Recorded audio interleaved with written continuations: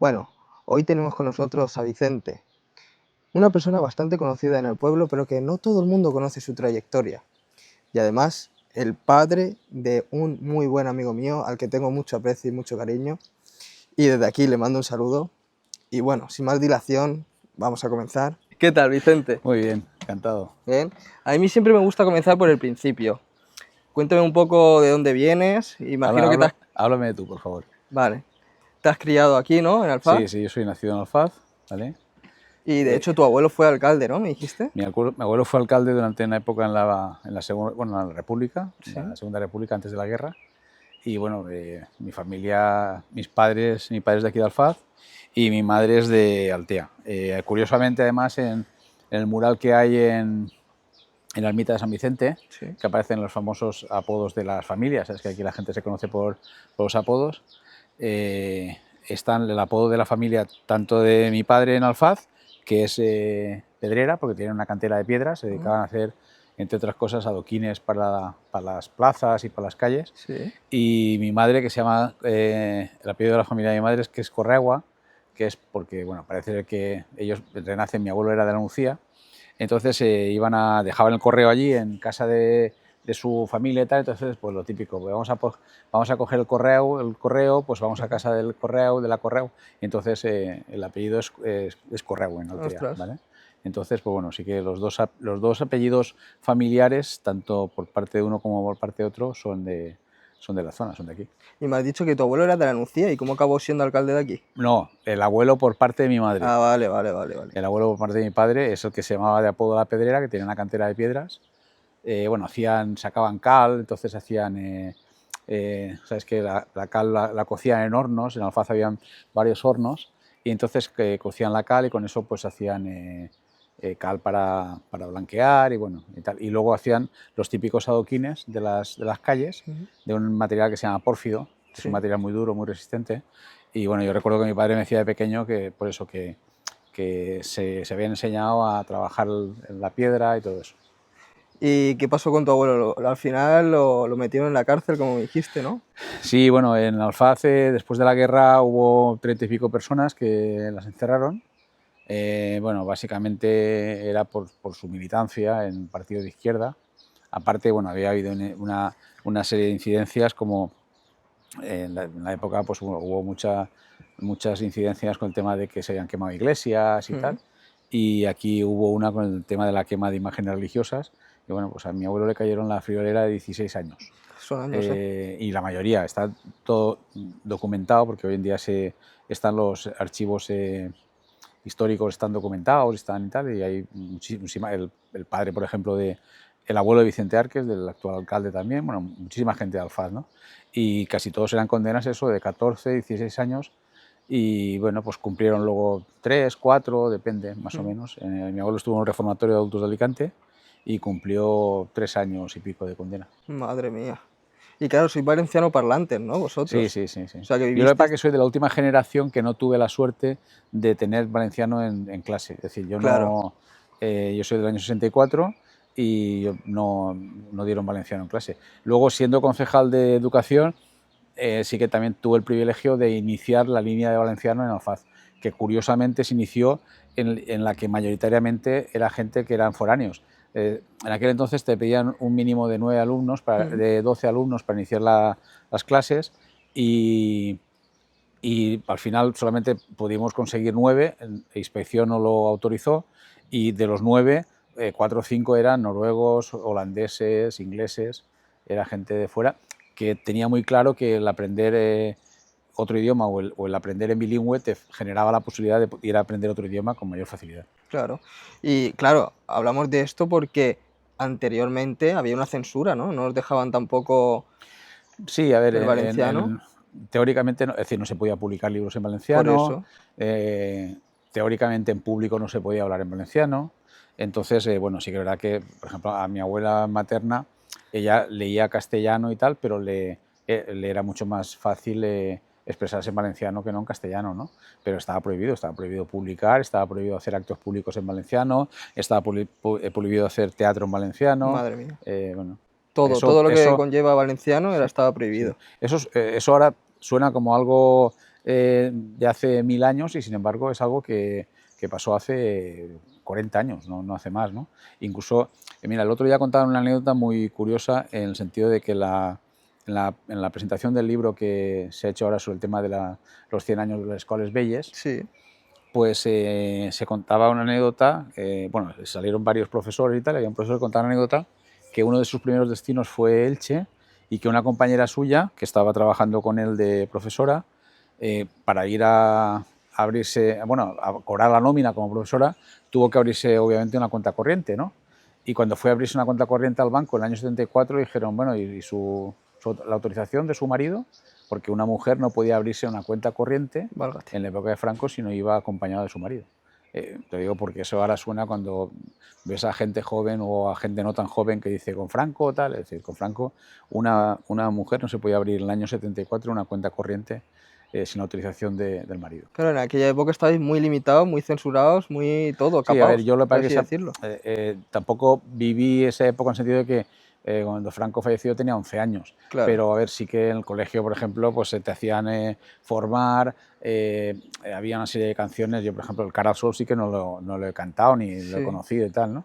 Pero sí que había canciones que eran pues todo eso, es decir, el régimen fascista y formabas con el brazo en alto y bueno, un poco ese era el símbolo de la época, ¿no? Madre mía. Y bueno, antes de dedicarte a la política y a los negocios, estudiaste Derecho, ¿no? Sí, estudié Derecho, no terminé los estudios, pero estudié Derecho en la Universidad a distancia en la UNED de Denia. Y bueno, ahí lo que pasa es que empecé a trabajar muy joven, empecé a trabajar, bueno, llevaba contabilidades en una empresa que tenía unas galerías que tenían en Altea, que tenían electrodomésticos, videoclub, muebles y tal. Y de ahí ya pasé al sector de la banca, estuve en banca 4 años y medio y de la banca en el año 87 fue cuando empecé en política. Y cuéntame un poco en la banca cómo era sacar dinero antes, porque antes no pagabas con el teléfono ni Bueno, cosas así. y el otro día lo comentaba con un empleado de banca aquí, es decir, a ver, aquí yo trabajaba en el Banco de Valencia, en la oficina de Altea, por ejemplo, Sí. entonces ahí llevaba un señor y con la cartilla te decía, pues yo quiero sacar dinero de la oficina de Almusafes, ¿vale? Entonces tú llamabas por teléfono a Almusafes, oye, tengo aquí a fulanito de tal, a ver, la cartilla número no sé cuántos, quiere sacar 5.000 pesetas, vale, pues perfecto. A ver, ¿y cómo es el señor? Pues oye, es alto, lleva gafas y tal. Pregúntale cómo se llama su madre. Pues oiga, su madre, pues mi madre se llama Pepita. Ah, vale, pues dáselo. Y esa era la autorización que te daban para realmente darle el dinero y lo apuntabas tú manualmente con la cartilla y un sellito y el hombre se iba con su cartilla, el sellito y teóricamente en la sucursal de Musafes le hacían la retención del dinero, Sí. obviamente, ¿no? Y luego le contaba, te digo, hace muy poco a una empleada de banca que recuerdo que sería el año pues 84, 85, nos pusieron unos terminales, bueno, teníamos un terminal que era un ECR, este tamaño, con una ventanita así pequeñita, unos botoncitos, una cosa. Entonces, bueno, nos vinieron a conectar al terminal un aparato que se llamaba TOT, con un lector de tarjetas, tarjeta operativa teleproceso, que teóricamente era una tarjeta en la que pasabas la tarjeta, le ponías un número y automáticamente te descontaban el dinero de tu cuenta en no sé dónde. Claro, eso era magia, ¿no? Eso era magia, eso nos parecía ciencia ficción. Hostia, fíjate cómo ha evolucionado el mundo y tal. Y luego, claro, no había cajeros automáticos, no había. Es decir, el concepto de cajero automático empezó a aparecer después de eso, ¿no? Y los cambios de moneda, bueno, te daban por la mañana una relación de cambio de moneda, pero cuando había un cambio de moneda de una cantidad importante, llamabas por teléfono a una oficina de Madrid, en la oficina de Madrid que teníamos, te decía, bueno, pues ahora, ¿qué quieres? Pues dólar americano. Y entonces se iban, bueno, pues ahora te vuelvo a llamar y a los 10 minutos es porque se iban a la bolsa a ver cómo estaba cotizando el dólar en ese momento. Es decir, claro, no había internet, no había Sí. tal. Luego, bueno, cuando hacías un cheque, por ejemplo, y querían ingresártelo y querían tal, la conformidad se daba también telefónica. Entonces llamabas al banco, oye, tengo un cheque aquí de fulano y tal, dime el número de cheque. Vale, pues conformidad número 26/28. Tú lo apuntabas en el dorso del cheque y teóricamente ellos ahí le retenían el... Pero bueno, era todo arcaico y estamos hablando del año 82 Sí, al no hace 87. tampoco tanto. Tampoco hace tanto. ¿Y los préstamos cómo lo hacíais? ¿O no hacíais? Bueno, se mecanizaban, es decir, todo se hacía manual, luego se enviaba a una central de datos y al día siguiente venía teóricamente mecanizado, ¿vale? Entonces, tú, por ejemplo, se tendía a hacer préstamos y no pólizas de crédito. ¿Cuál es la diferencia? El préstamo, a ti te dan un dinero, lo devuelves en un plazo de tiempo determinado y pagas un interés determinado. Las pólizas de crédito, tú gastas en función pagas en función de lo que has gastado. A ti te dan una póliza de 1.000 euros, por ejemplo, y si tú has gastado 900, claro, los intereses se calculan diariamente. Entonces era complicado. Se empezaban a hacer, pero era muy complicado. Entonces era otro mundo. Tú lo hacías todo, lo mecanizabas y tal, iba a la central de datos y luego ellos te emitían los intereses, te lo emitían todo, pero allí lo hacíamos todo manual. Básicamente era todo manual. Es decir, aquello era una banca rudimentaria, ¿no? Pero bueno, pero ya te digo, que es la que había, y no es que nosotros estuviéramos más atrasados o menos que otros, era el Banco de Valencia, pero que bueno, prácticamente todos los bancos funcionaban igual, ¿eh? Entonces estaba de moda, por ejemplo, los cheques de gasolina, te daban un talonario con cheques de gasolina, entonces tú llegabas a la estación de servicio y pagabas con un cheque de gasolina, pagabas con 2.000, con 4.000 pesetas, y luego la estación de servicio te los traía y tú los compensabas, es decir, los enviabas a otras entidades. Bueno, era otro mundo. Vaya rollos, madre mía. Sí, era un mundo curioso, pero bueno, era otra historia. Y después me has dicho que en el 87, directamente del banco, te fuiste al ayuntamiento, ¿no? Sí, de concejal. En el 87 vinieron a buscarme un primo mío que estaba de concejal, primo hermano, junto con el que entonces estaba de alcalde, y bueno, me ofrecieron poder entrar en política, presentarme en la lista del PSOE por Alfaz. Y bueno, y me presenté en el 87, si no recuerdo mal, fueron las elecciones en mayo, final de mayo del 87. Iba al número 4 de la lista y ahí sacó el PSOE 10 concejales y el Partido Popular 3. ¿Vale? En ese momento eran 3, porque sabes que va el número de concejales en función del número de habitantes, sí, ¿no? Y bueno, ahí empecé siendo concejal de Cultura, Educación y Fiestas en esa legislatura, el 87-91. Y bueno, y estuve 16 años de concejal. Madre mía. 16. ¿Y qué palos tocaste de concejal? Bueno, pues estuve de concejal de Hacienda, estuve de concejal de Patrimonio, de Educación, de Cultura, de Fiestas. Además, como en esa primera legislatura solamente estaba yo en el ayuntamiento como concejal liberado, pues bueno, estaba el presidente de la Comisión Informativa de Urbanismo, de teniente alcalde, pues un poquito de todo. ¿Y tus labores de teniente alcalde cuáles eran? Pues hombre, en principio porque el alcalde venía o no venía o venía un poco más tarde y tal, entonces pues bueno, pues tenías que firmar todo el papeleo que se producía en el ayuntamiento, lo firmabas por ausencia del alcalde, el teniente alcalde teóricamente firma por ausencia del alcalde y bueno, pues firmabas prácticamente el 90% de lo que había para firmar en el día, ¿no? También es verdad que era un ayuntamiento en el que, pues si no recuerdo mal, puede ser que hubiesen pues a lo mejor 45 o 50 empleados como mucho, es decir, no tenía nada que ver con el ayuntamiento actual, obviamente. Y en esta etapa también se lanzó el proyecto de la Casa Cultura, ¿no? ¿Cómo fue inicialmente ese proyecto? Sí, a ver, bueno, yo entro de concejal de Cultura, sí, y en principio había un proyecto de la Casa de Cultura, ya había un proyecto que había hecho el arquitecto municipal de la Casa de Cultura, en la ubicación, en lo que es la ubicación actual de la Casa de Cultura, pero era un proyecto totalmente diferente, ¿vale? Era un proyecto con planta baja y una altura, un tejadito, era una cosa mucho más, no tenía nada que ver con el proyecto final que se desarrolló, ¿no? Y entonces, hombre, en principio lo primero que planteé era que, bueno, que era una lástima que con una parcela, con las condiciones que tenía la parcela, que se desarrollara un proyecto que, bueno, que cubría un poco las necesidades o cubría en general las necesidades de Alfaz, pero era perder una oportunidad en cuanto a desarrollar un proyecto cultural que luego, bueno, acabó creo que significando algo muy importante incluso para la comarca de la Marina Baixa, ¿no? Entonces, bueno, pues planteé, oye, ¿por qué no redefinimos un poco el proyecto y planteamos una cosa diferente y tal, ¿no?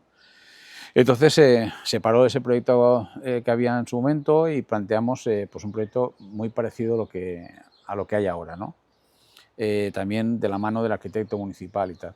Pero bueno, ahí durante ese desarrollo conocimos al arquitecto que luego acabó finalizando la Casa de Cultura, que fue Javier Gómez Morata, y planteamos, oye, vamos a darle una vuelta de de tuerca a todo esto y vamos a hacer pues, el auditorio más grande, porque antes era más pequeño,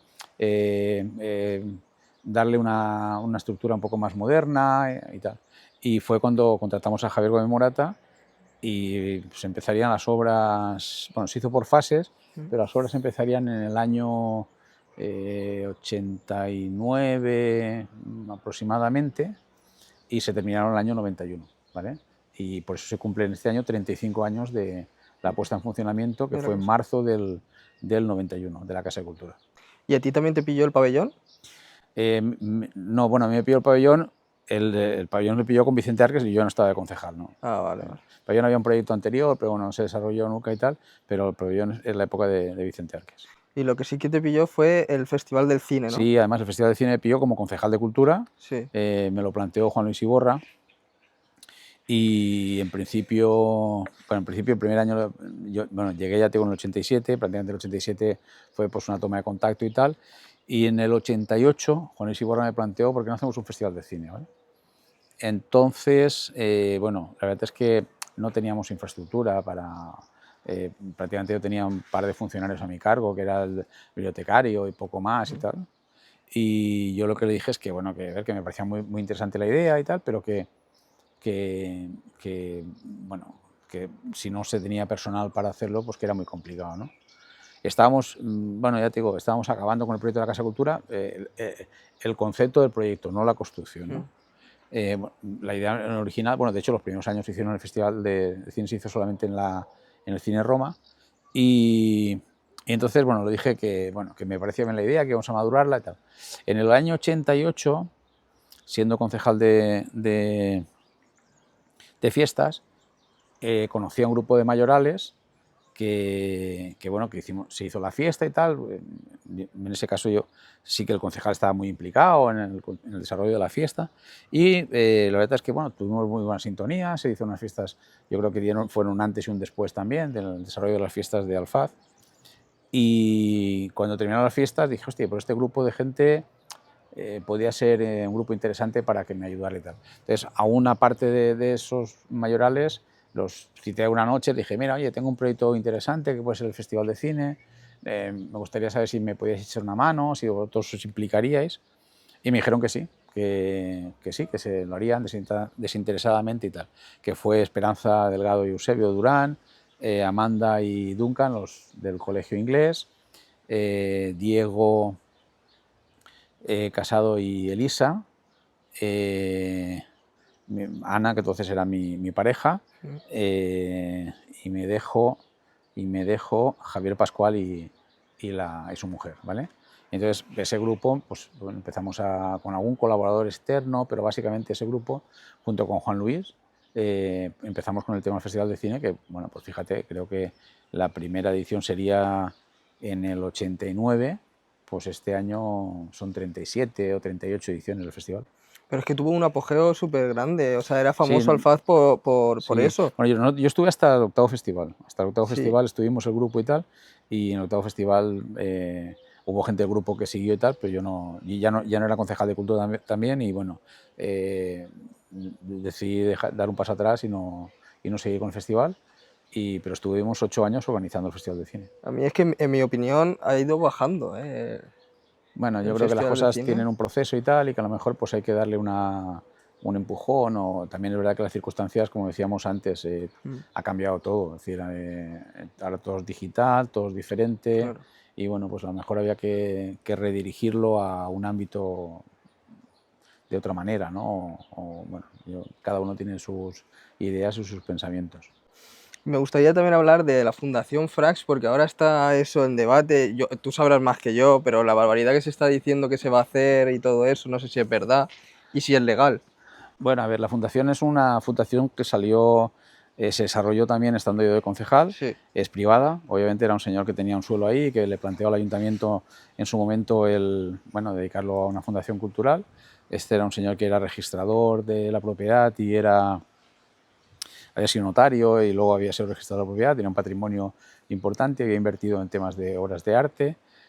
Tuvo ahí su parón porque durante todo el proceso falleció este hombre y hubo un litigio con la familia y bueno, estuvo ahí, tuvo sus líos también, ¿no? Bueno, ahora se está planteando un proyecto que tendrán que ver los técnicos municipales si cumple con la legalidad o no cumple con la legalidad. Mi opinión personal es que la Fundación Cultural es una fundación cultural como tenía su origen y que hay poco que discutir ahí, porque la ley es muy clara en el sentido de que la voluntad del patrono es la que tiene que prevalecer. Además, desde el punto de vista urbanístico, a ver, en esta vida se puede hacer todo, pero se puede hacer dentro de la legalidad y dentro de pues, la normativa. Entonces, yo creo que requeriría una serie de cambios y de modificaciones, que es el ayuntamiento el que tiene la última palabra para decidir si se hace o no se hace, ¿no? Plantearlo de una forma unilateral en la que solamente una de las partes, porque tiene dinero, lo haya comprado, quiere hacer algo, eso va a ser inviable. Es decir, o el ayuntamiento da un visto bueno y autoriza algo, o va a ser imposible que se haga absolutamente nada en la fundación. Claro, y ahora mismo estará parado, ¿no? Ese Sí, tema. bueno, se ha vendido, se ha comprado por un particular, Ah, pero bueno, pues sé que hay un litigio ahí en cuanto a si la compra necesita autorización o no, porque las fundaciones tienen un, un órgano por encima de ellas, que es un órgano de la Generalitat, que es el que se dedica a controlar y a darle fiscalidad a las operaciones de las fundaciones públicas y privadas. Y en este caso, pues bueno, hay bastante conflicto en cuanto a que si necesitaba autorización o no necesitaba, en cuanto a que esa fundación, cuando se hizo en su momento, no participó en los gastos de urbanización del plan parcial y por lo tanto tendría que, para incorporarse, pagar unos gastos. Habría que ver si lo que se plantea cumple con la normativa. Es decir, hay muchos peros por el camino. vale. Y dejando la política a un lado, también tienes 2 restaurantes en Altea, Sí, en el bueno, casco una época antiguo. ahí en mi vida que nos dedicamos a, como aquí, como todo el mundo, a la restauración. Y bueno, con un socio en Altea, con Pancho, que además lo conocí en la Casa de Cultura porque él se dedicaba al tema de los audiovisuales y iniciamos ahí un taller de audiovisuales que tuvo su éxito porque eh, hicimos una serie de actividades extraescolares para los chavales que en esa época en el colegio pues había un parón entre las 12 y las 3 en el comedero escolar y tal, y entonces había un grupo de chavales que se habían quedado un poco apartados y que no participaban, y entonces, bueno, pues se nos ocurrió el tema de plantear un taller de audiovisuales, que porque además, oye, ¿en qué os gustaría o qué haríais o qué os implicaría mucho y tal? Y dijeron que un taller de audiovisuales. Entonces, yo ya te digo, conocía a Pancho y entonces, bueno, él estaba como director, empezamos también porque en esa época se puso en marcha la radio en Alfaz y luego la televisión, que se hizo también estando yo de concejal. Y bueno, entonces se inició un taller ahí con un grupo de gente bastante majo y fue un poco el germen de la televisión y la radio luego bueno, estuvo en una época que funcionó bastante bien. Funcionó bastante bien. Que ya no hay, ¿no? Televisión y radio. Televisión no, porque hay una normativa autonómica ahí en la que hay un tema de licencias y tal, y la radio sí, sé que simplemente Sigue se estando. funciona como canal de música, pero sí que hay radio, hay una licencia incluso creo que como radio. Vale. Y a todo esto, a lo de Altea, ¿y por qué en Altea y no en Ah, y Alfaz? decía el restaurante. No, pues porque el hermano de mi socio, una sobrina, había comprado un restaurante en Altea, habían tenido problemas, se habían separado, entonces surgió la idea, oye, mira, mi hermano nos vende el restaurante, oye, ¿qué hacemos y tal igual? Oye, pues vamos a meternos en el mundo. Yo había trabajado, porque como aquí, como todo el mundo que ha trabajado en la hostelería y tal, pues hombre, me hacía ilusión. Entonces tenemos un restaurante, se llama El Canonge, que hace justo también del año 95. Entonces, luego tenemos otro también que se llama La Gioconda.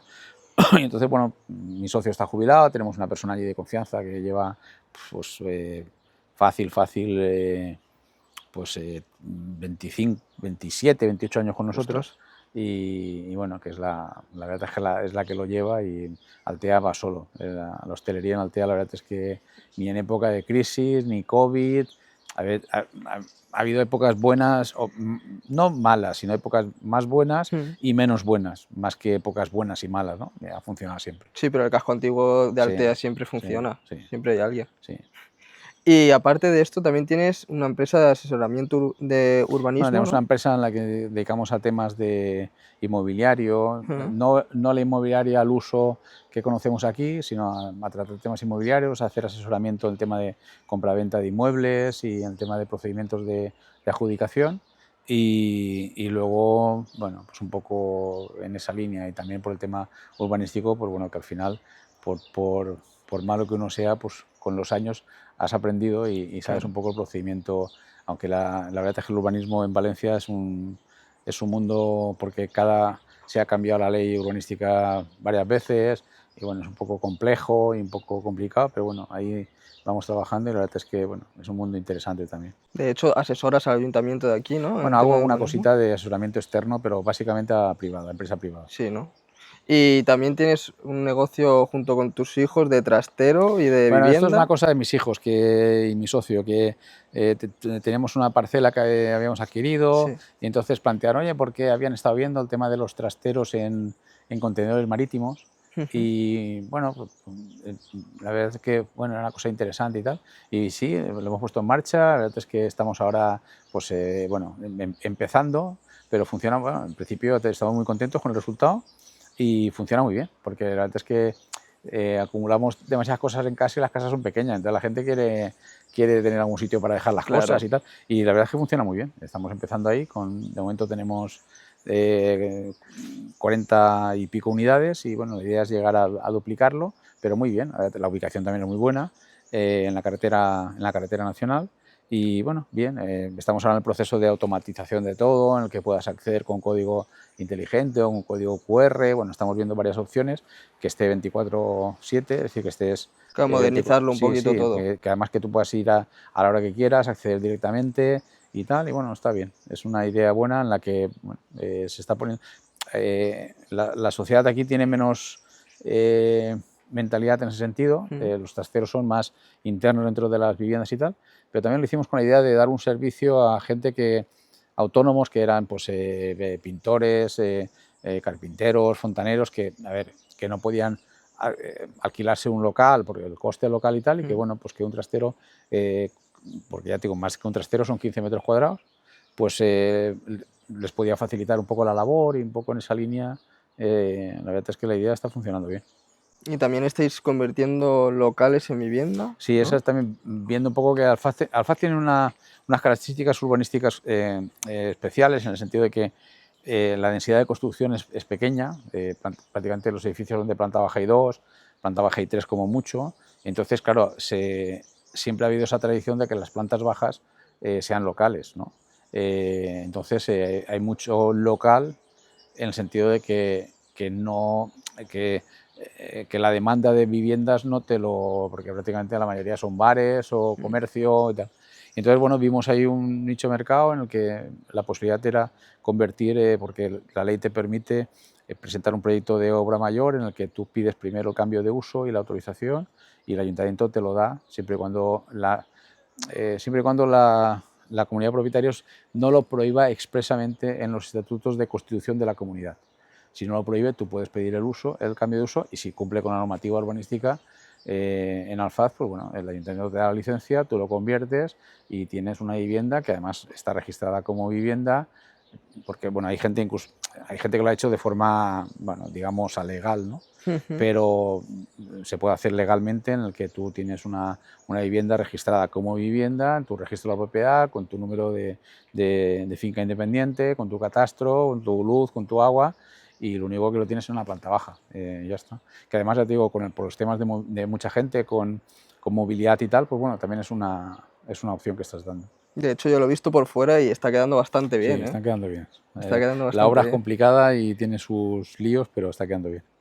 Y claro, tu hijo también, aparte, Jorge, Sí. tiene la Feria del Albir y otros negocios aparte. ¿Tú crees que ha tomado ejemplo de ti? Porque él ha estudiado psicología. Sí, pero bueno, los dos. Vicente también han salido negociantes, les gusta el tema de los trasteros, por ejemplo. Vicente también se ha Sí. implicado mucho y Jorge, pero bueno, les gusta el tema a ver, yo creo que más que nada a la gente joven, los dos han trabajado en los restaurantes de pequeños, han ayudado, han estado y se han implicado, y entonces, bueno, han tenido esa estructura, esa dinámica de trabajo y de obligación de saber que en verano se puede disfrutar del verano, pero se puede trabajar perfectamente Hmm. también, y que sepa que lo que vale el dinero, lo que cuesta ganarlo. Entonces, Jorge y Vicente, los dos han trabajado en los restaurantes, tanto en uno como en el otro, y han sido uno más, es decir, no han sido el hijo del jefe. Y entonces, bueno, yo creo que les ha dado un espíritu y una dinámica de trabajo bueno, que les ha hecho que sean muy emprendedores. La verdad es que están, porque controlan las cosas, las nuevas tecnologías y todo esto, que a mí me cuesta. Hoy le estaba diciendo a Jorge, no puedo reenviar el correo este, no sé qué me pasa. Y dice, habrá que abrir el correo primero para reenviarlo. Pues tienes razón. Entonces, pues bueno, efectivamente nosotros somos de otra generación que nos hemos amoldado a base de aprender y darle la tecla y de resetear, pero bueno, en ese sentido yo creo que además ellos, los dos hicieron el Erasmus fuera. Vicente hizo turismo en Chipre y Jorge hizo psicología en Estambul. Yo creo que también eso es una experiencia muy bonita y que te curte mucho.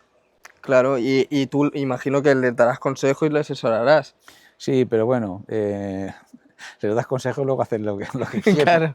Pero bueno, eso está bien también. Yo creo que la gente tiene derecho a equivocarse, ¿no? A veces les dices una cosa, no, porque tal y cual, digo, bueno, pues a tirar ya.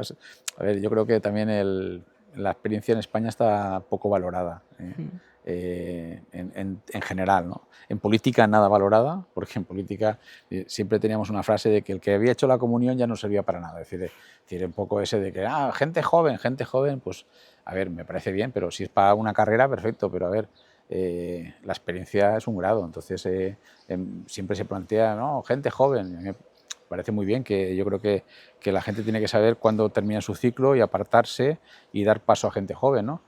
Pero si alguien está haciéndolo bien y está funcionando bien y está marchando bien, pues oye, gente joven, ¿para qué? Es decir, el ejemplo yo creo lo tienes en Alfaz. Vicente Arques, el alcalde, lleva desde 2007, entonces yo creo que Alfaz ha habido un antes y un después, una transformación brutal, y se sigue transformando y sigue teniendo ideas y teniendo ilusión y tal. Entonces, pues no precisamente tienes que tener 18 años para tener ilusión y tener un proyecto. Vicente cumplirá ahora 20 años de alcalde y sigue teniendo, creo que, la misma ilusión y posiblemente 1000 proyectos más que cuando entró de alcalde.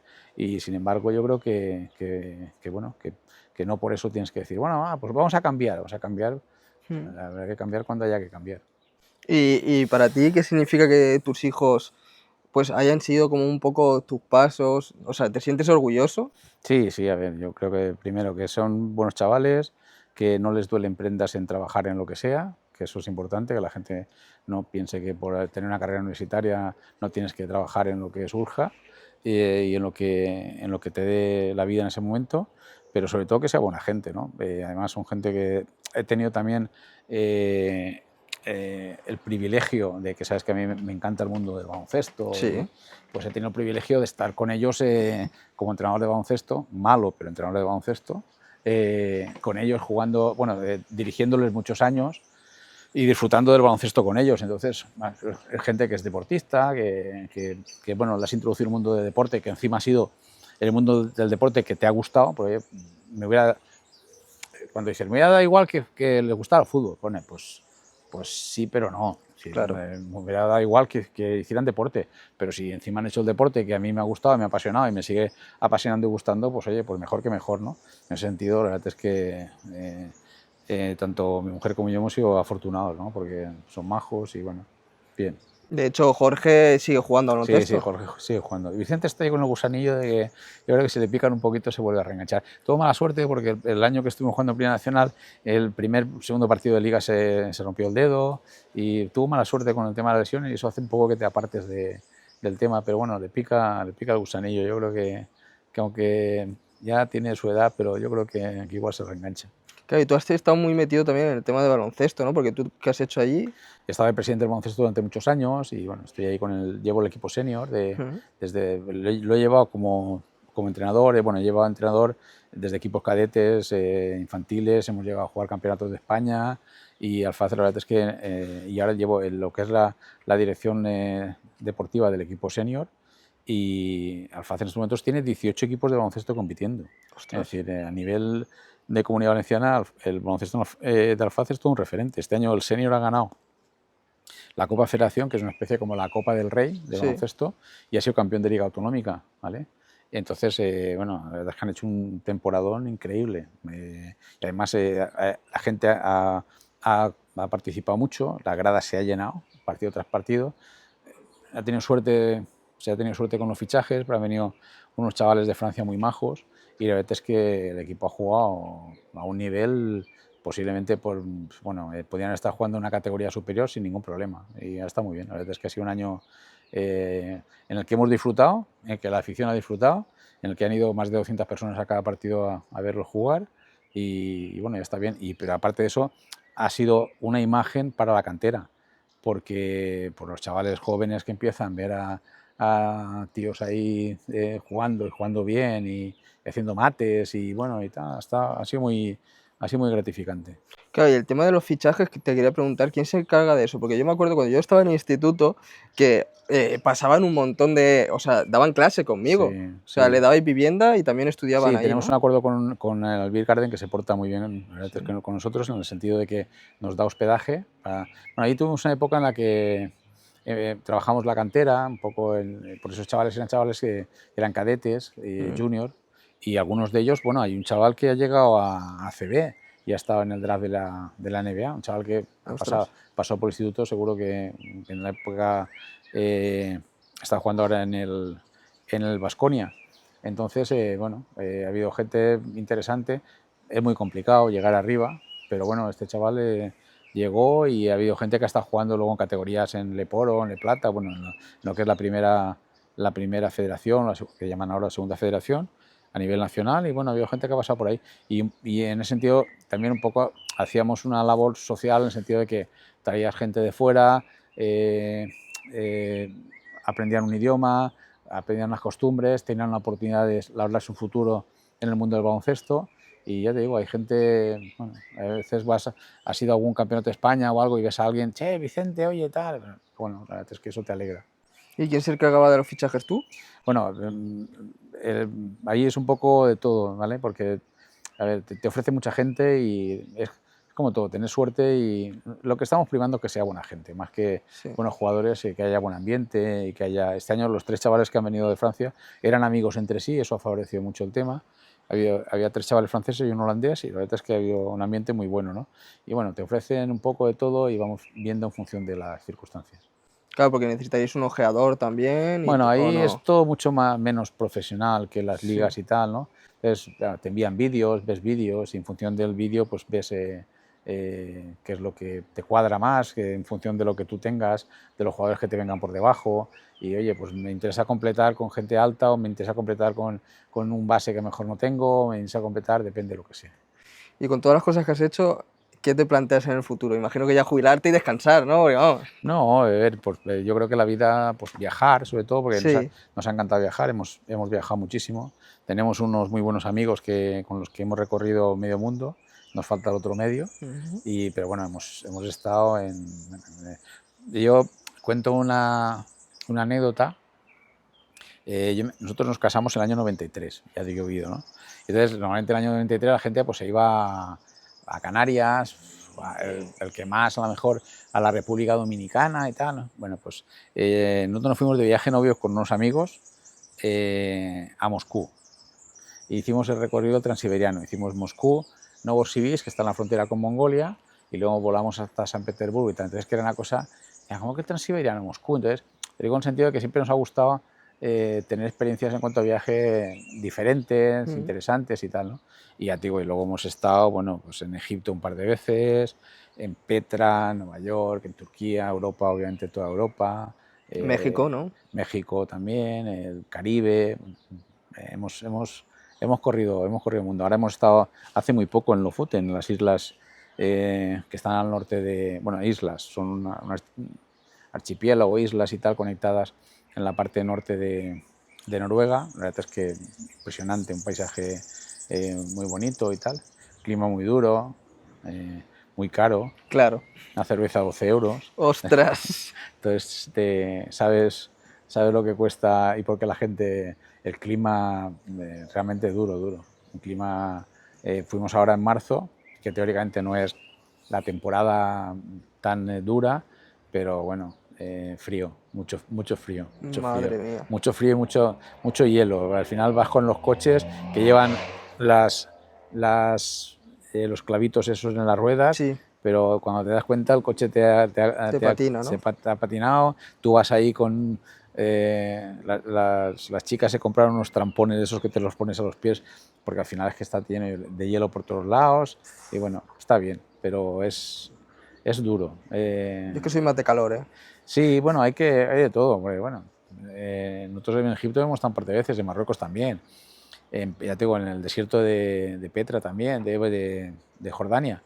Entonces, bueno, cada cosa tiene su... ¿Y si te tuvieras que quedar con uno, con un viaje? Uf, no, a ver, yo no te diría uno en concreto. Cada cosa, a ver, Nueva York tiene el encanto de que no habíamos estado también un par de veces, porque hemos hecho muchos viajes que hemos ido solos y luego con Vicente y con Jorge, Sí. ¿no?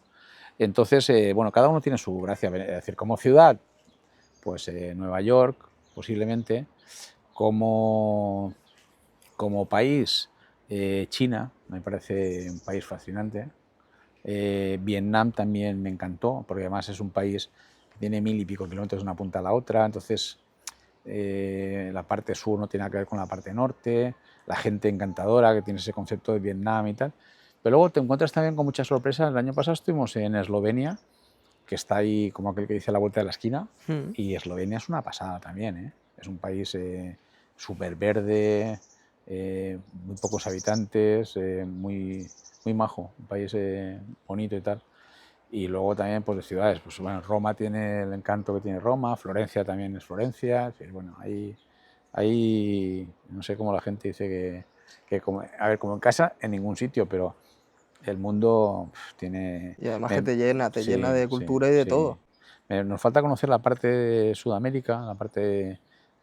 ahí ya te digo, estuvimos haciendo un crucero por el Caribe, estuvimos en Isla Margarita, en Curazao, todas las islas estas de las Antillas, pero la parte de abajo de Brasil, Argentina, no lo conocemos. Sí que me gustaría, bueno, mi socio es argentino de origen y me gustaría hacer un viaje largo por Argentina y luego también estuve comentando hace poco también con un amigo que había estado en Australia, aunque Australia unos te hablan muy bien y otros te hablan muy mal de Australia. Entonces, bueno, pues siempre hay que ir para conocerlo. Hay que conocerlo. China me gustaría volver.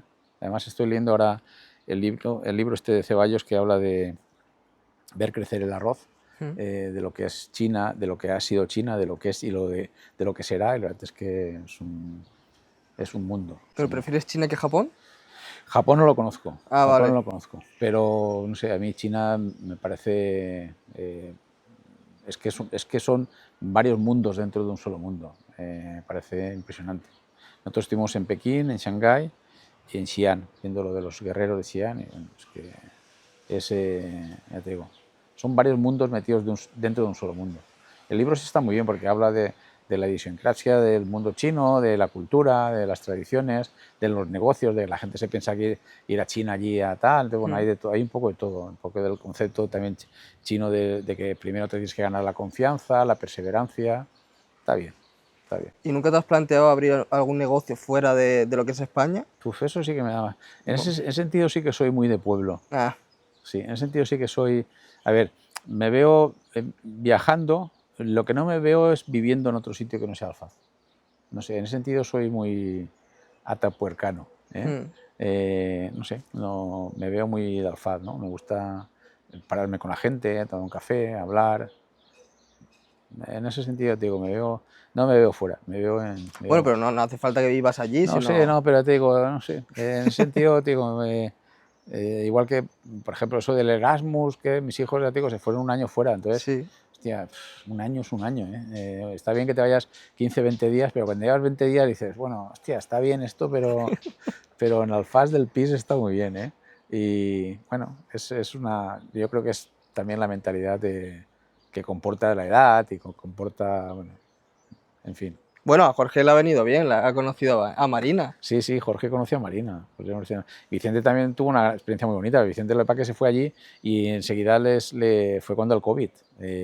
Bueno, él había estado allí, él había estado allí y vino de vacaciones y cuando se volvió le pilló el COVID allí. En la segunda, bueno, justo se fue el 20 y pico de febrero y fue cuando confinaron. Ostras.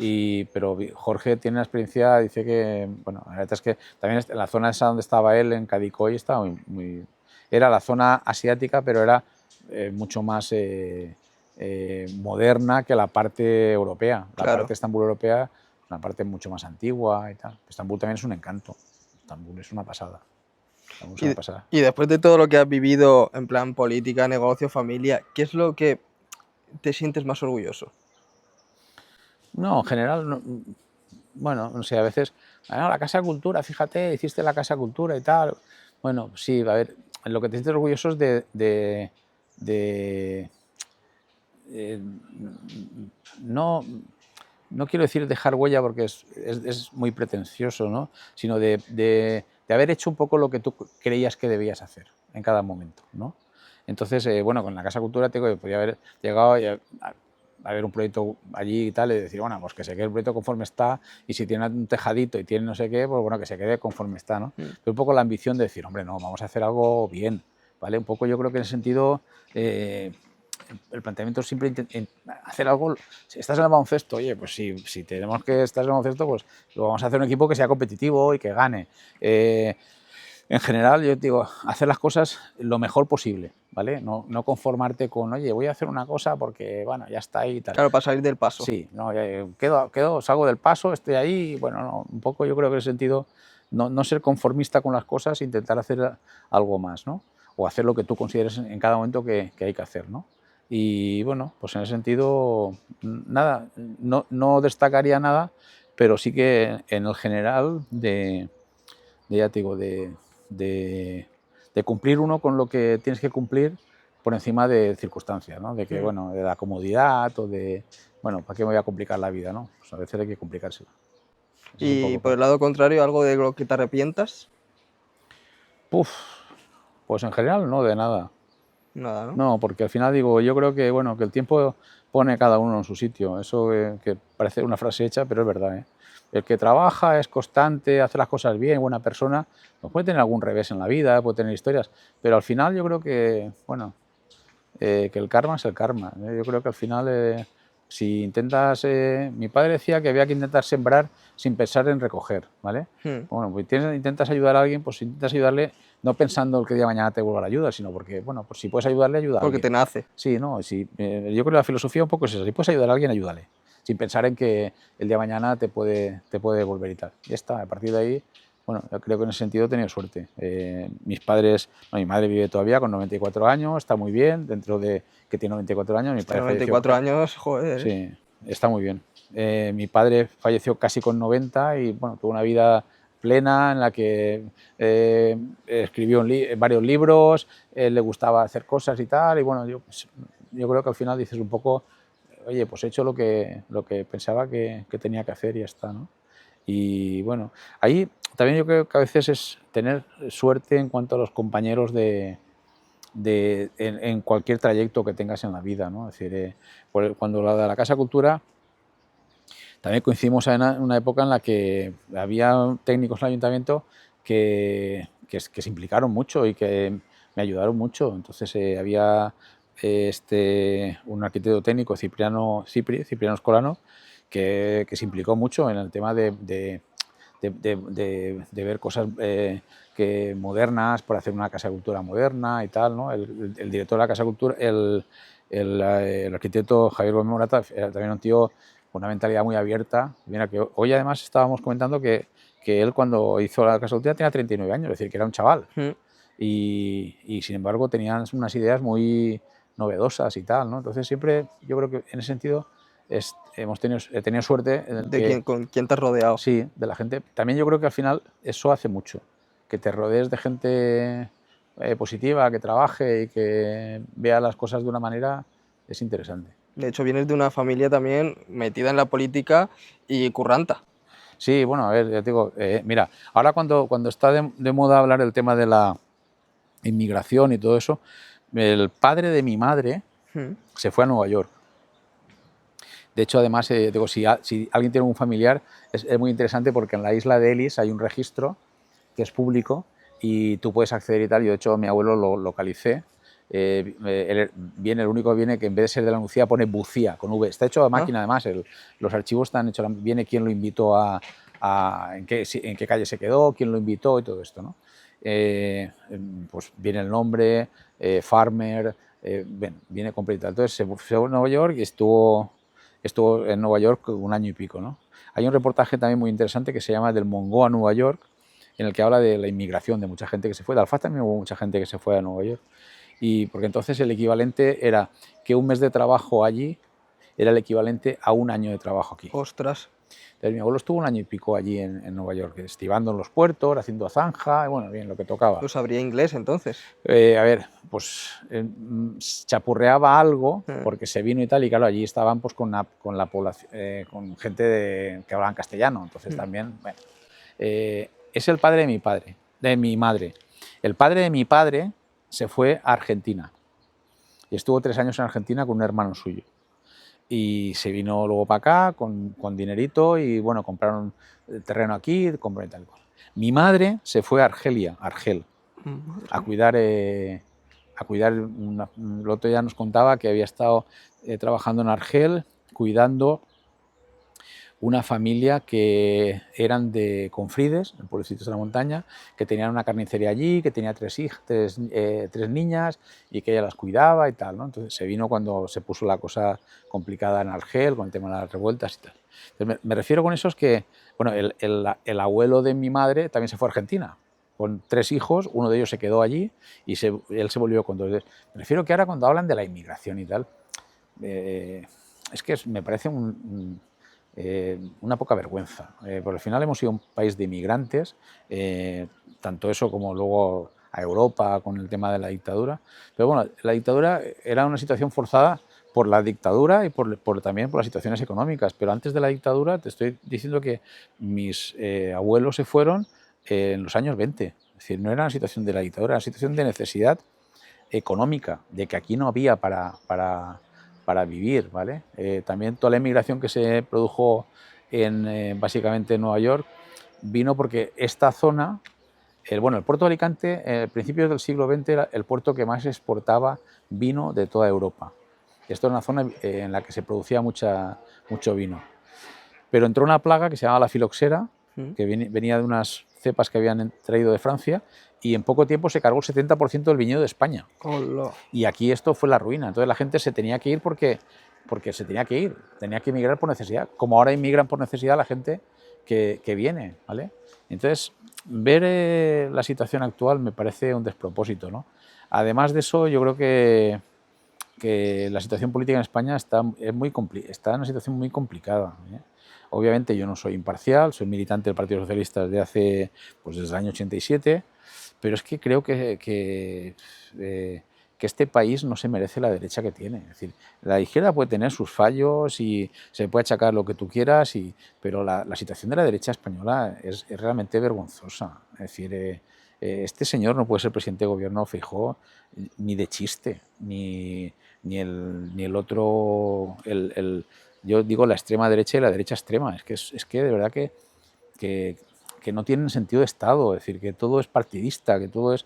Obviamente, todos los partidos intentan arrimarle las cosas a su sardina, pero bueno, es que estos señores, yo ir realmente al Tellado o a la presidenta de la Comunidad Autónoma de Madrid, te dan ganas de vomitar. Es decir, es que, ya te digo, me parece ridículo que esta señora esté gobernando Madrid o que el portavoz del Partido Popular se dedique a solamente abrir la boca para escupir. Es decir, es que no aporta nada constructivo, nada positivo. Entonces, bueno, yo en ese sentido creo que sí que estamos en una situación muy complicada, porque acabará gobernando el PP y la extrema derecha, y al final la gente pues se dará cuenta que los servicios públicos se van a deteriorar, y muchísimo, y va a ser un problema muy, muy grave. Pero bueno, por desgracia, yo creo que pues hay varios factores: la división de la izquierda, el concepto de que la persona joven ahora que tiene 25 años sí que es verdad que ha atravesado primero por una crisis financiera, luego por el tema del COVID, luego todo eso genera una sensación, además yo creo que mal entendida, porque pensamos que el feminismo nos está quitando derechos a los hombres y tal, cuando no es así, cuando todavía hay una barrera importante con el tema de los derechos de las mujeres. Pero no sé, hay un batiburrillo y una sensación muy, muy desagradable y muy precibilista, ¿no? Me gusta mucho leer, y he leído mucho sobre el tema de la guerra civil, de la situación anterior y todo lo que se produjo, y la verdad es que tenemos una memoria de pez, ¿eh? No nos acordamos de todo lo que pasó, ¿eh? Es decir, hay cosas realmente muy graves. Es decir, este país, después de la guerra, ya no en la guerra que, bueno, puedes, entre comillas, justificar algo que no hay nada justificable, pero hubo 200.000 asesinatos, porque fueron asesinatos, fueron gente fusilada y gente encarcelada y una represión que, ya te digo, no fueron simplemente los años de la cárcel en la que murió mucha gente, fueron los años después de la cárcel, de las humillaciones, de rapar a una persona porque su padre era de izquierdas y hacerlas ir a la iglesia a mis tías, a las hermanas de mi padre. Les obligaban a ir a la iglesia, a limpiar la iglesia con la amenaza de que si no iban, las iban a rapar. Entonces, cosas que dices, bueno, no ha pasado. Es decir, estamos hablando de hace 80 años, es decir, ha sido una chispa en el tiempo, ¿no? Y sin embargo, hemos tenido una capacidad para olvidarlo tremenda, ¿no?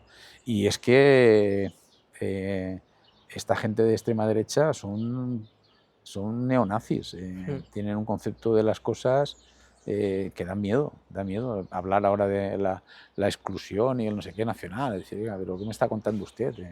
Cuando realmente esta gente ha levantado la economía, somos una economía que está despuntando a nivel europeo y a nivel nacional y en parte el éxito de eso es gracias a la gente que venía a trabajar de fuera, que venía a ganarse la vida, que habrá gente que no sean lo deseables que tenían que ser, pues por supuesto, pero también los hay españoles y de todas las clases, ¿no? Entonces, bueno, la situación es muy complicada y van a venir tiempos difíciles. Pero bueno, al final la gente tiene que a veces sufrirlo en sus propias carnes para darse cuenta de lo que es la realidad. Claro, es que yo creo que el tema de la inmigración también es por el tema de la televisión, que está saliendo mucho marroquíes que están acosando, pegando palizas, violando y todo eso. Y yo creo que incitan un poco a ese odio, Sí, ¿no? pero eso es como el tema el otro día le preguntaban a León, ¿qué opina usted de la ocupación? Y dijo, mire, yo no hablo de problemas menores. La ocupación es el 0,07 de la que se produce a nivel legal. Eso no es un problema, eso es una anécdota. Entonces, que haya un marroquí, ¿qué tal? Pues bueno, el problema es que los medios de comunicación de derechas, pagados por la derecha, pues están sacándole un partido y están vendiéndolo de una manera que no es real. Es decir, porque se está diciendo que las paguitas, que no es verdad. El otro día daban los datos y tal. Es decir, es que tenemos 22 millones de personas trabajando en este país, que era el gran objetivo del Partido Popular, era llegar a 22 millones. Pues ya hemos llegado a 22 millones, ahora el objetivo será otro, ¿no? Entonces yo creo que en ese sentido se está, bueno, pues los medios, también ha habido, yo creo que el gobierno y la izquierda hemos sido excesivamente prudentes a la hora de hacer las cosas, ¿no? De decir las cosas. Entonces, no, es que hay medios de comunicación que no son medios de comunicación. Es decir, el que considere que el endongo que ayer acabó insultando a una diputada en el Congreso llamándole imbécil, eso no es un medio de comunicación, eso no es libertad de expresión, eso es otra cosa. Lo del Vito Quiles o lo del otro manchándose los pantalones y lo llaman a la comisión de la Dana para que declare, eso es un insulto. Lo de la Dana, es decir, es que yo soy el más crítico del mundo con Chimo Puig, con el presidente del Botánico. Cuando he hecho una cosa mal, el primero en criticarlo he sido yo. Pero bueno, de ahí a la dejadez de funciones del otro, cuando se han producido 230 muertos, es que va un mundo. Es que son dos cosas totalmente diferentes. Entonces, son dos formas dos raseros en los que, bueno, es lo de la ley del embudo, lo ancho para mí y lo estrecho para ti, ¿no? Yo creo que en ese sentido hemos ido, pero eso volviendo al tema de la guerra civil, es que yo no sé si tú en el colegio te explicaron lo que fue la guerra, por qué se produjo, con qué circunstancias, qué hubo después de todo eso y tal, pero yo no tuve esa suerte. Entonces creo que no, que la gente hay que explicar las cosas. La guerra fue un golpe de Estado, un levantamiento militar de un militar que la propia República había salvado. Es decir, Franco había estado acusado antes de un intento de golpe y, sin embargo, la República, en vez de haberlo degradado, haberlo y tal y tal, sin embargo, le salvó los galones y tal. Y entonces, bueno, todo eso habría que explicarlo. Es decir, la represión que se produjo, la forma que se hizo. Fuimos el experimento de los nazis bombardeando Guernica con la aviación nazi, o con los italianos bombardeando el mercado de Alicante, que murieron 230 o 240 personas, creo, en el mercado de Alicante. Entonces, pero ¿esto qué es? Es decir, fuimos el banco de prueba del fascismo italiano y del nazismo alemán en España. Y se apoyaron Franco se apoyó y ganó la guerra porque tuvo el apoyo de Alemania y de Italia, que eran dos países que luego, fíjate, la que acabaron liando en la Segunda Guerra Mundial. Sin embargo, los demócratas ingleses y los franceses, bueno, se pusieron de canto porque se firmó un pacto de no agresión y los trenes con material bélico en la frontera Francia parados, y sin embargo no se dejaban pasar porque había que cumplir con la no agresión y tal y cual. Sin embargo, 2 días después del levantamiento de Franco ya había tanquetas italianas en territorio nacional. Entonces, todo eso no se explicó, no se dijo. La represión en las cárceles fue brutal, la represión en los pueblos fue brutal, pero fue brutal en todos los sentidos. Yo me contaba una anécdota mi padre, de mi abuelo, con el padre de los panaderos, de Juan Luis, de Pepe y Miguel, que fallecieron ahora. Pues el padre de ellos tenía un camión de transporte y mi abuelo en su momento, que te digo, hacían adoquines para las calles, pues fue a hacer un porte. Pepe, vamos a hacer un porte a un pueblecito de Valencia para llevar unos adoquines allí, que tengo que llevarlos a una plaza, que tienen que terminar y tal. Vale. Entonces se fueron allí, descargaron un camión y mi abuelo se fue al ayuntamiento a cobrar lo que le debía.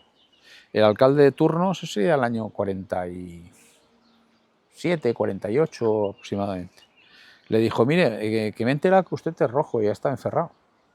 Coja usted el camioncito, se vuelve usted para Alicante y aquí no vuelva, que aquí no va a cobrar. Ostras.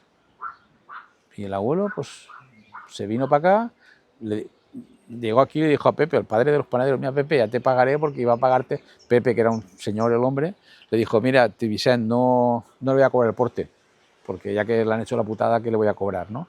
Pero me refiero que, bueno, ¿y qué hacías? Pues te aguantabas, eso es lo que había, es que no había otra. Entonces, hubo mucho odio, ya te digo, y eso es una anécdota, pero hubo sitios donde hubo gente que estuvo 7, 8 años escondida por miedo a las represalias. Hubo gente que lo pasó muy, muy mal. Muy, muy mal. Entonces, era otra vez lo de las dos Españas. Es que ahora se está volviendo a ese concepto de las dos Españas. Estás conmigo, estás contra mí. Es decir, yo creo que la política tiene que ser algo diferente. Yo tengo amigos de derechas, pero bueno, y me parece muy bien, cada uno tiene su ideología y su forma de pensar las cosas. Uno pensará que hay que pagar menos impuestos y que el dinero tiene que estar en el bolsillo de los ciudadanos, y otro pensará que no, que efectivamente los impuestos son para dar servicios públicos. Y bueno, cada uno tiene, pero dentro de un respeto, de unas formas y de unas normas, ¿no? Pero ese concepto de agresión, de doble rasero, de imputar a la mujer del presidente de gobierno por 2 fax que envió no sé quién y tal, y cuando resulta que el padre del otro presidente estaba viendo la Moncloa con cuidados paliativos, y eso no tiene ningún... no sé, es una locura todo, es una locura auspiciada por los medios de comunicación y auspiciada por un Partido Popular a nivel nacional que la verdad es que deja mucho que desear. Y otro debate, bueno, y una realidad, es el tema del alquiler. ¿Qué opinas tú? Porque los alquileres hoy en día un joven no puede... Pues yo creo que se está planteando mal. Es decir, yo creo que, a ver, yo pienso primero que el problema es de modelo habitacional, ¿vale? Me explico. Yo creo que el primer problema es que este país tiene un concepto de ser propietarios, ¿vale? No, aquí nadie quiere tener una vivienda en alquiler, porque el fundamento, básicamente, posiblemente ahora ha cambiado por las circunstancias, es de ser propietarios, ¿no? Ese es el primer tema. Entonces yo creo que lo que habría que cambiar es el modelo habitacional, en el sentido de que hoy en día, pues tener una vivienda de 70 metros, 75 metros, una vivienda totalmente digna, con unas condiciones y con tal, que no es preciso tener el concepto antiguo de 3 habitaciones, 2 no sé cuántos y tal y cual. Yo creo que una vivienda de 65, 70 metros, una vivienda con características buenas para vivir y para desarrollar tu vida, ¿no? Entonces, ese creo que es el primer planteamiento, ¿no? Después, si queremos solucionar el problema, tiene que ser desde un punto de vista en el que la administración se implique, ¿vale? La vivienda de protección pública en estos momentos el módulo está establecido en 2.400 euros de metro cuadrado de venta, ¿vale? Es imposible que un promotor se meta a eso porque el promotor, como mínimo, quiere ganar algo. Si hoy en día el coste de la construcción está en 1.600, 1.700, lo mínimo, y el coste del suelo se va a ir a 200, 300 euros, ningún promotor se va a meter a construir para ganar 200 euros metro cuadrado. Ningún promotor. Entonces tienes que darle un margen al promotor. ¿Cómo? Pues a través de ayudas públicas, a través de suelo, de que el suelo se facilite y sea un suelo en el que revierta dentro de 50 o 60 años al patrimonio municipal de suelo, por ejemplo. Pero la solución pasa por la administración pública, ¿vale? Porque si pretendemos que el tema de la vivienda se solucione desde el punto de vista privado, va a ser imposible. Es decir, es incompatible. Es decir, es como vamos a pretender que el tema de la sanidad estemos todos sanos, estemos todos bien, pero simplemente con la sanidad privada. Nos olvidamos de la sanidad pública. Es imposible. O queremos que todo el mundo tenga una educación pero solamente con la privada. No, yo creo que hay cosas que tienen que desarrollarse desde el punto de vista público, ¿no? En el que el público tiene que tener un peso fundamental. Por lo tanto, yo creo que la solución es esa. Primero, habitacional, modelos de construcción de 60, 65, 70 metros, ¿vale? Segundo, facilitar suelo. Tercero, también que la normativa sea mucho más flexible en cuanto a plazos. La normativa urbanística es excesivamente complicada, en el que posiblemente el desarrollo de un suelo a veces tarda 20 años. Desde que el suelo se aprueba la clasificación de ese suelo hasta que acaba desarrollándose, han pasado 20 años. Entonces, todo eso tenemos que agilizar los trámites y tal. Y luego, pues sí, es decir, el tema de apartamentos turísticos influirá. Bueno, el tema de la presión del extranjero influirá. Bueno, pues tenemos que entender también que estamos dentro de la Unión Europea, ¿no? Quiero recordar que hubo una propuesta hace menos de 6 meses del Partido Socialista en el que proponía cargar con un 100% de impuestos a todas aquellas compraventas de inmuebles por parte de extranjeros que no fueran miembros de la Unión Europea, porque obviamente estamos dentro del mercado de la Unión Europea para lo bueno y para lo malo, ¿vale? Pues no se aprobó en el Congreso porque votó el Partido Popular en contra, Vox en contra, Junts en contra y Podemos en contra. Porque fíjate qué fácil sería, y ya te digo, y sí, el sector inmobiliario se quejaba y tal. Oiga, el extranjero que venga a España a especular con la vivienda y a comprarse una vivienda, porque tal, el 100% de impuestos. Oye, pues de momento ya se ha acotado el tema. Lo de la ley de la vivienda con el tema del congelar los alquileres y crear las zonas tensionadas, también creo que es un buen modelo. Además, fíjate que incluso hay beneficios fiscales. Si tú tienes un alquiler ahora con una persona y tú le alquilas tu casa no estás dentro de la zona que llaman zona tensionada, ¿no? Y tú el año siguiente le bajas el 5% del alquiler, te puedes desgravar el 95% de tu renta de ese alquiler. Es decir, casos concretos. Tú tienes un alquiler, tú le cobras a alguien por un piso 600 euros, ¿vale? Son 7.200 euros.